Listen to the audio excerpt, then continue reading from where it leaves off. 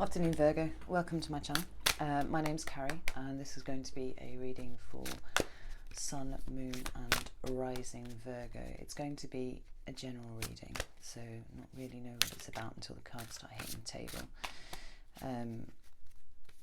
If it resonates, cool. If not, it's not for you. I tend to think if you're drawn to watch a video, there's probably something in there for you somewhere, but if not, you know, don't lose any sleep over it. It might be worth checking out your moon and rising sign videos as well, because sometimes they can give you a more complete picture as to what's going on with you, particularly at this time. If you don't know what your sun or your moon or your rising signs are, I put a link in the description box below. You follow that, put in the date, time and location of your birth, and it'll give you your full natal chart and show you what you've got to wear, plus an explanation of what all that means for you.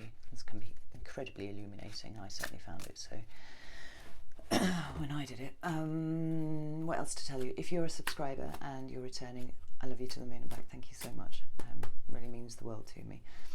If you're not a subscriber, please do consider subscribing. It helps improve the visibility of the channel and means I can talk to more people at once and hopefully help more people at once, which is very much the point of me being here. What else? If you would like a personal reading, my email is in the description box below. Just get in touch and we can schedule something. If you are one of the people who has already got in touch for a personal reading, thank you so much, really appreciate it. If I haven't got back to you yet, I'm on my way, bear with me, shan't be long. I'm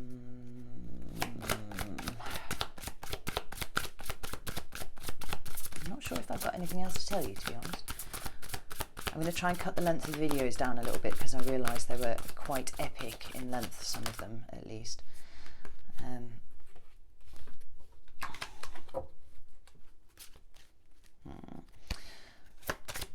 And I've improved the audio because I invested in a lapel mic, because apparently my already fairly quiet voice was super quiet on the videos, and can't actually having that now. So yeah, hopefully you can hear me much better than you could in July. That would be my hope anyway. So we have your first 3 cards already. I'll tell you that 10 of Pentacles is at the bottom of the deck and how wonderful it is to see that. That's the theme for the reading.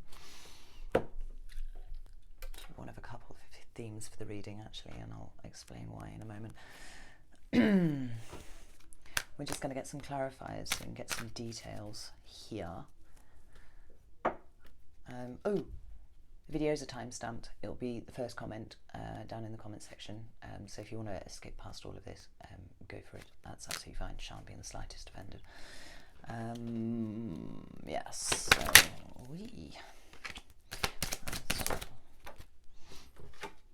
okay.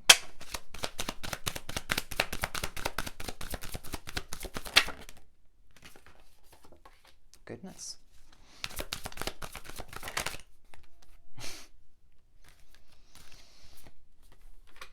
Virgo, I don't know what to tell you. This is going to be a very interesting reading. I'll show you the cards in a moment.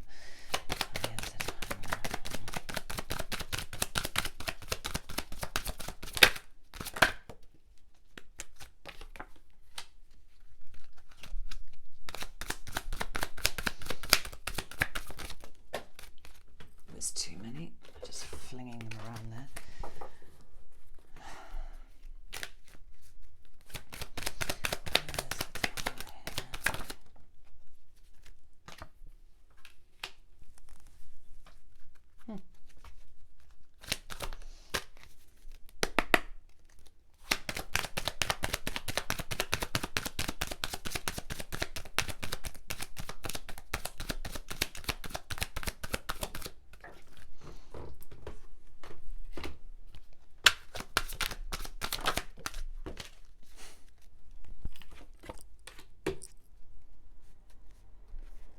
Shadow card on the bottom of this deck is the Magician,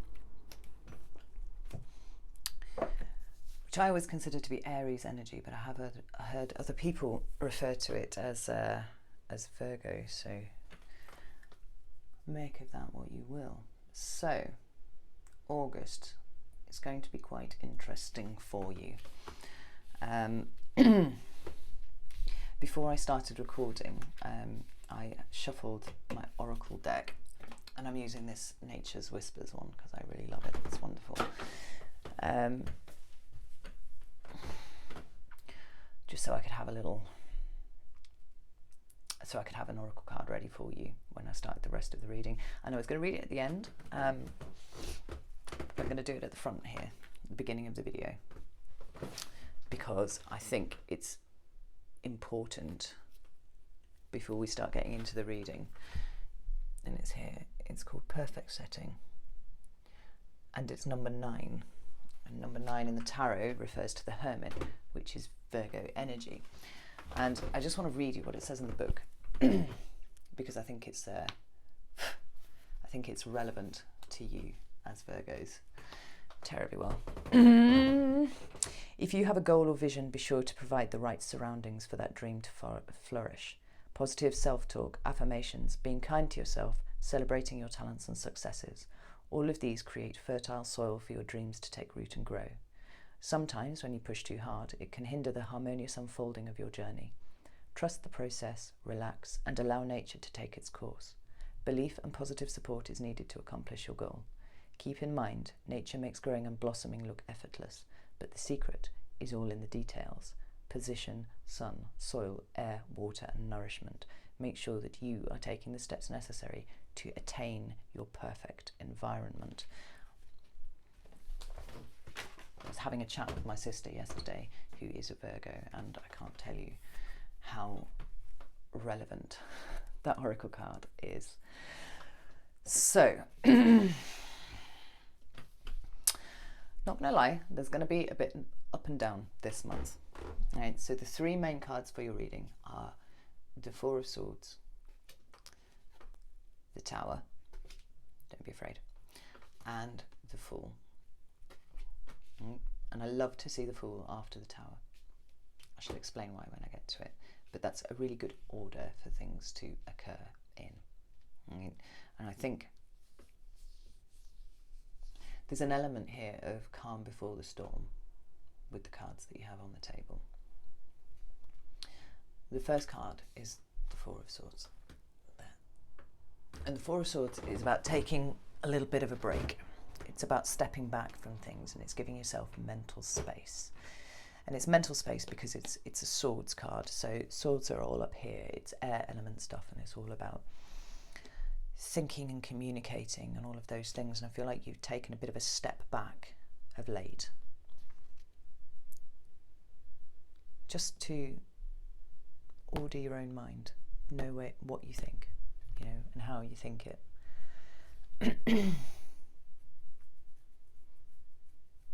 And whilst I feel like this is a present energy, I feel like there's some trails of the past included in this card. Like, I don't think that you've just stepped into this energy. I think maybe you've spent a month or 2, maybe longer, in this current state. And I say that because the cards that you have to clarify are the Seven of Swords, the Wheel of Fortune, and the Tower.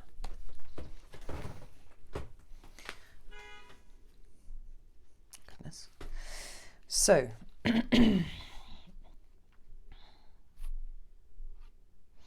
feel like whatever caused you to be in this period of reflection and quiet space that you currently find yourself, and that you have been in for a little while now, was that as a result of some devious behaviour from someone else. We have the Seven of Swords here, and I read this card in all sorts of ways, but rarely the same way twice, I have to say. There are so many different interpretations of it. But this, you see that there?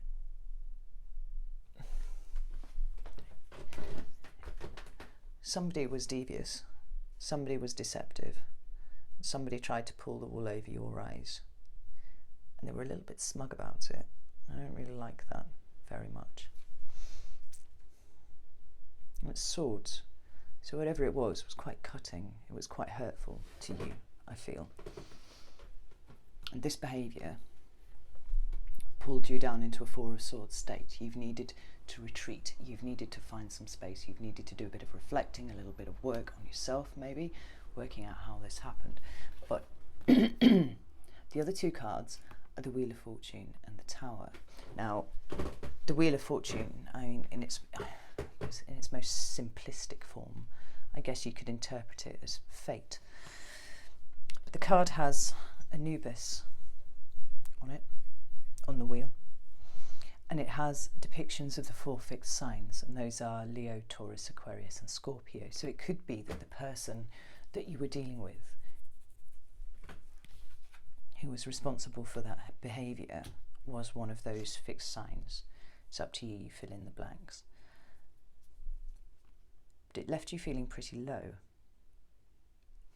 and it brought about an abrupt end to whatever the situation was that you had been in previously. The Tower is never comfortable.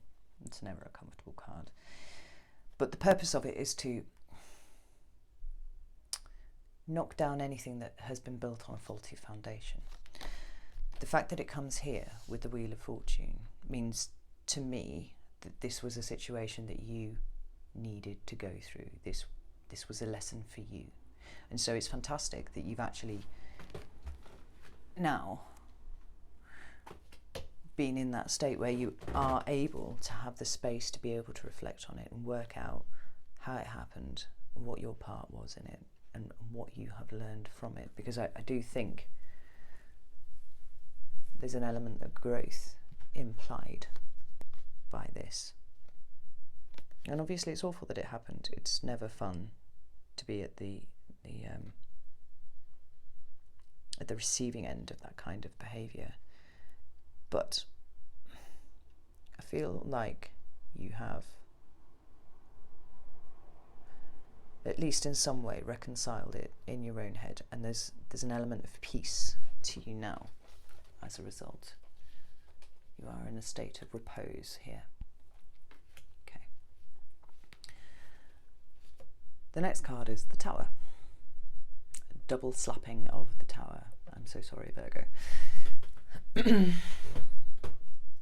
And I feel like this is coming up. This is something new. And this is something for August. Hence, calm before the storm. That's a very stormy depiction there of the Tower, you see.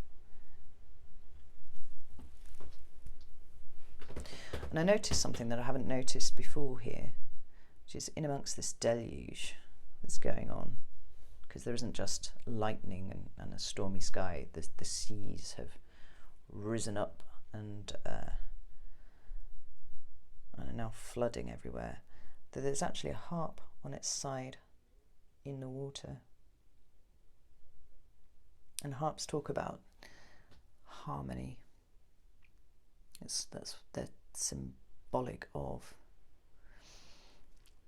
And if the Tower is nothing else, it's something that absolutely disrupts your sense of harmony, your sense of balance. The Tower is going to tip you up. And the cards we have to clarify it are the Two of Wands and the King of Wands.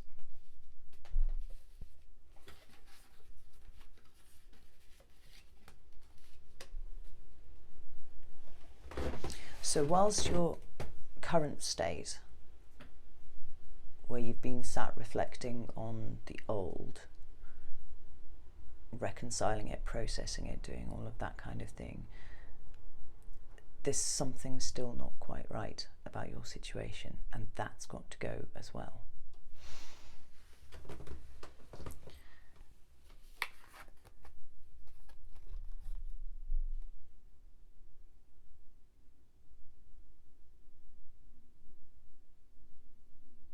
The Two of Wands is about planning. It's about taking an idea from the Ace and starting to work out logistics. You know, it's planning stuff. It's stuff that Virgos are very good at. There it is, look. I'm going to say that. The chap's got a wand in one hand and one bolted to the wall. And I feel like that symbolises the Virgo sense of home, because home and stability is very important to you as an earth sign. But there's a sense of wanting to expand. And he's staring at the globe. Feels to me like he's maybe thinking about travelling. But he's certainly starting to pull together ideas. There's something coming. And he's looking at the water as well. Like he's looking over water.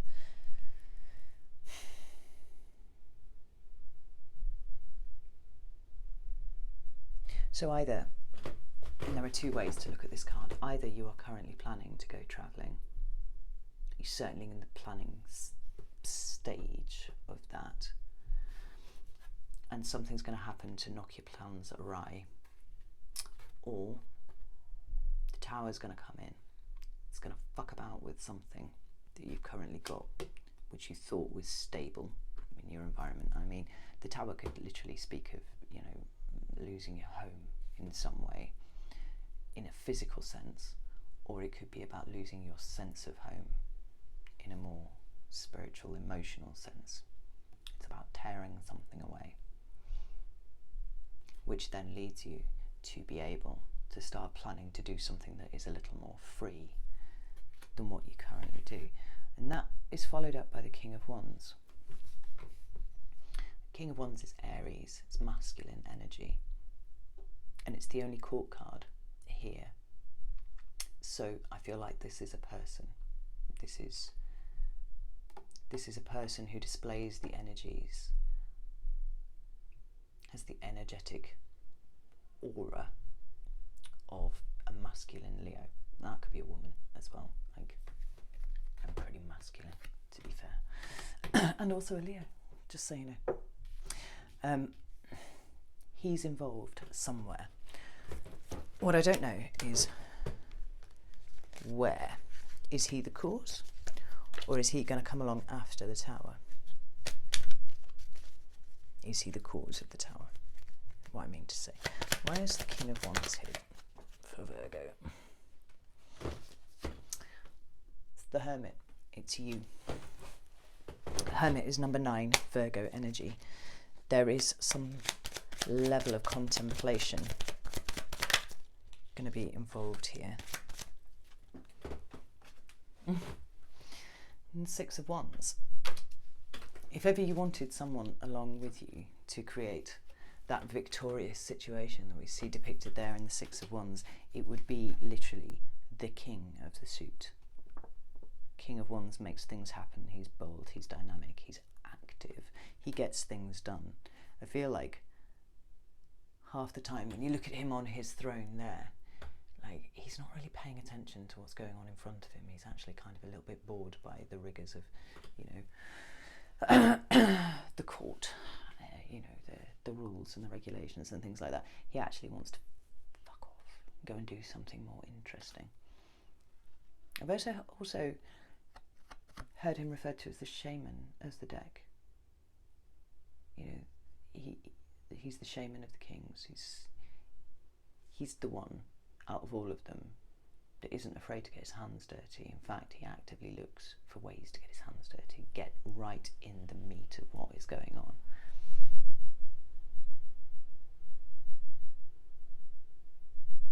And he's got a little lizard there down by his feet. You know. Anyway.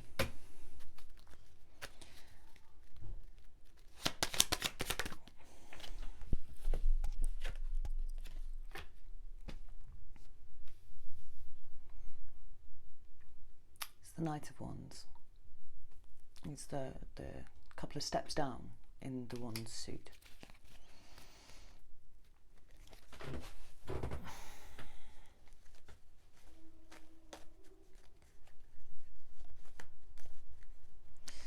Whoever this King of Wands is, And it could be any fire sign, frankly, of a masculine presentation energetically, as opposed to the feminine presentation, which is more receptive and waits for things to come to it. Like this is a go-getter. This is someone who's very bold and adventurous. He's super adventurous. Whoever he is, he's coming in quickly.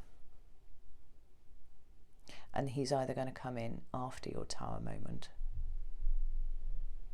And the tower sweeps away the old things that you don't need and leaves a space. Your king's going to come riding in right there. Or he's coming in so fast, he's the one that causes the tower moment. Like, whatever it is, he definitely causes you to go within and do a bit more contemplation than you already have been doing. But it's going to be very positive. You've got the Six of Wands here. That is a card of literal victory. In fact, everything around this Tower card, aside from you, is a wand card. There's some excitement coming up. Look how you are flanked on all sides by wands. You're about to be consumed with some fire energy brought to you courtesy of the King of Wands. The next card that you have, the final card that you have, is the Fool. And the Fool is numbered 0 in the tarot. It's the infinite potentiality of 0, of nothing, from which all things are possible. And let's not forget at the bottom of the deck, crap, at the bottom of the deck we had the Magician. Magician is the ultimate manifester. He has all the tools, he has dominion over all of the suits, and he can create whatever he pleases. But the step before him is the Fool. And the Fool is about taking a leap of faith on something. It's about not knowing where you're going to end up, not knowing what the outcome will be, but doing it for doing its sake. And if ever you wanted a journeyman on that kind of leap, I would say the King of Wands was the king that you would choose to do that with.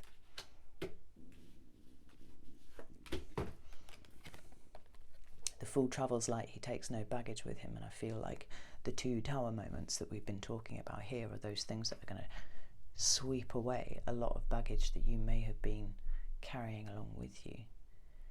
He's got a faithful companion on this card, his dog. Their dog has just as little fear and just as much faith as the Fool. It's innocent and it's pure, and it's a new start. It's a fresh start. These double towers that you've had come in to clear out so much of that stuff. Those towers which I feel were absolutely fated for you to go through are clearing your way for this. You know, the Fool could be about travel. It could be about starting a new job, moving somewhere you've never lived before, anything like that. But the fact is, it's new. This is new territory that you have not gone for before. And it's major arcana, just like the Tower. So this is really important stuff. And it's clarified by the Moon. And the Moon is about our subconscious. It's about the things that knitter away underneath our conscious monkey brain that does all of the thinking, you know. It chatters away to you incessantly. The Moon is that bit underneath. It's your subconscious, like that little crab thing, the little crabby lobstery thing. It's coming up from the depths. The water is the depths. And you've got two towers in front of you and mountains, and there's a path through it. And there's a dog and a wolf, and they depict the tame and the wild side of us, you know, the two wolves inside, howling at the moon. the moon illuminates things that are hidden. Like, it can be about illusion, it can be about deceit, it can be about things not appearing the way that you think that they do. But I don't get the feeling that any of that is relevant in this reading. In this reading, it's about processing things on such a deep subconscious level that you actually rid yourself of the baggage. It's clarifying the fool who has no baggage. Whatever lessons that you've needed to learn, they've been as a result of the baggage that you've been carrying with you since, God knows when, probably since you were a tiny child. And it's usually about reactions to society and being told what you should be like and who you should be and how you should think and what you should think, all of those kind of things. And it's subconscious programming from being terribly, terribly small. And the way that you shed that, the way that you start to discover yourself and finally work out who you actually are, rather than what you have been told you are, or what you've been told you're not in some cases, is by digging deep. Getting down into that pool of the subconscious and pulling out all of these expectations and demands and things that have been put on you externally, and bringing yourself back to the shiny little thing that you were inside before all of that crap got put on top.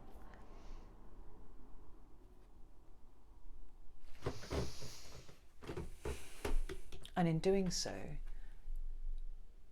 you're going to liberate yourself entirely. Like, liberation is a huge part of this card. What would you do if you knew you couldn't fail? If you could just blindly put your faith out there and go, I want to do a thing. A thing that excites me, a thing that makes me feel passionate, a thing that really makes my soul sing. If I could do anything, what would my leap of faith be? What do I need to lose? What is the universe prompting me to lose to get to the place where I can make that leap of faith? And the card that follows the moon is the Empress, and the Empress is about fertility and abundance. She's about creation, endless creation. She's also a card of Libra or Taurus, so one of those may be relevant. And there are two ways of reading this combination for me together, and I think potentially it's because my mother is a Taurus that I might have the second one, but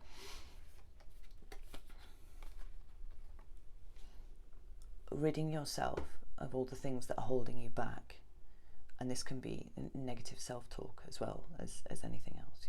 There's those ways in which we batter ourselves when nobody else is looking. Ridding ourselves of those enables us to nurture ourselves to the point where we can create endlessly. There are no limitations on us anymore. There's no way of telling ourselves that we can't do it, because we are literally endlessly fertile. We can birth anything new that we feel like. As